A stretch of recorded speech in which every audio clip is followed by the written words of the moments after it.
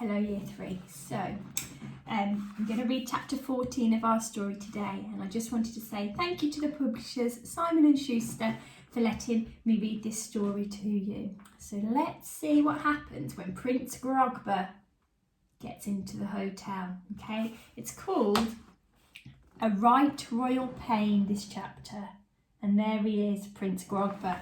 Okay, have he popped his clinkers? Has he popped his clonkers? The Molar sisters asked. So, has he died? They asked. If he has, can we eat him? Said Madame Macready, the geriatric banshee. She licked her crusty lips hungrily.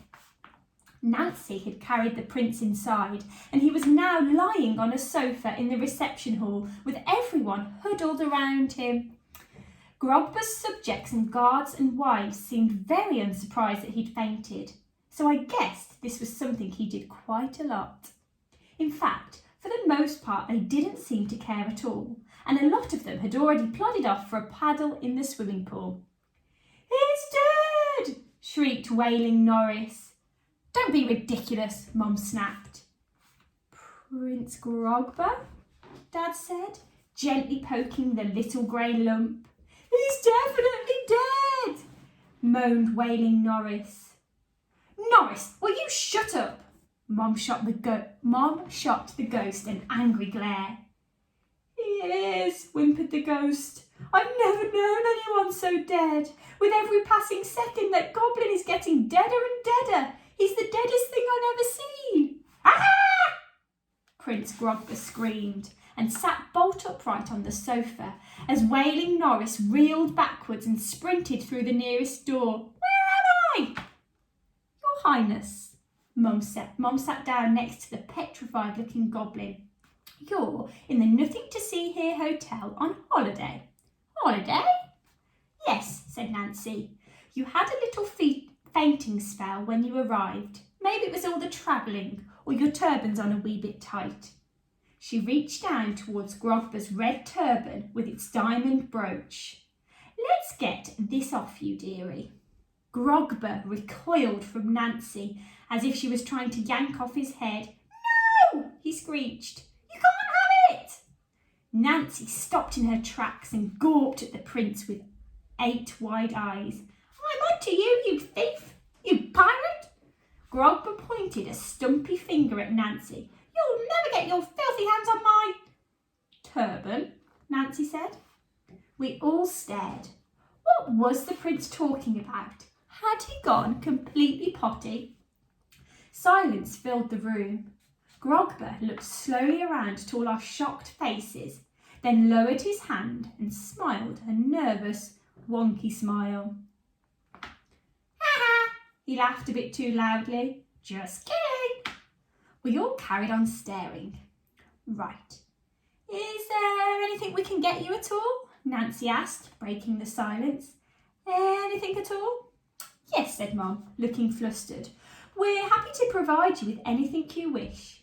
Grogber looked about at the dozens of creatures surrounding him.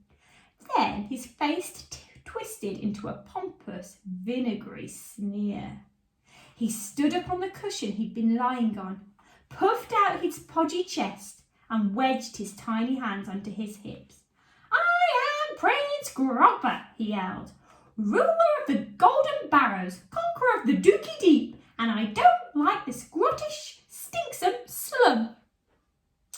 "Perhaps you'd like us to show you to your room," said Mum. "We've saved you our deluxe penthouse. It's got a lovely sea view." "No!" shouted the prince. "Not good enough. I want this room." "This room?" Mum looked like she was about to lay an egg. "That's the room he wants." "Yes, this room, you prattling pook." "But this is the reception hall," said Dad. "Don't care." Grogber shoved a hand in Dad's face. "I want this one. It's got a high ceiling and my own private plunge pool." "That's the fountain." "Wrong," Grogber scoffed. "It's my own private plunge pool. Now, where are my servants?" He clapped his hands. "Musicians, dancers, call the right foot massager." Before Mum and Dad could protest, a gaggle of goblins came running into the reception hall. Musicians gathered on the stone counter and instantly began playing, while others ran to the prince and started cooing and bowing. I want beds! Lots of beds! More goblins came tripping down the staircase, carrying mattresses above their tiny heads. One or two still had bed sheets on them and folded clothes. That's my mattress, gasped Gladys Potts, pointing at the sheets with a little doggy bone pattern. Hands off, the prince hissed. It's mine, everything is mine. I don't think I've ever been speechless in my life, but at that moment I couldn't have spoken, even if you'd begged me to. That knobbly little whelp was taking over the entire hotel. You! Grogber pointed at Nancy. I'm going to take a dip in my plunge pool and I want fresh spider silk towels. Make them now! A battalion of goblin guards surrounded Nancy and pointed their spears and swords at her. Nancy gasped in fright and started frantically weaving large fluffy towels out of web. It would be smart if you all to do exactly as I say, exactly when I want it, Grogber announced to the entire room. If you want to live, that is. With that, the prince dropped his silk robes to the ground and stood there, butt naked, except for his turban and that stupid feather.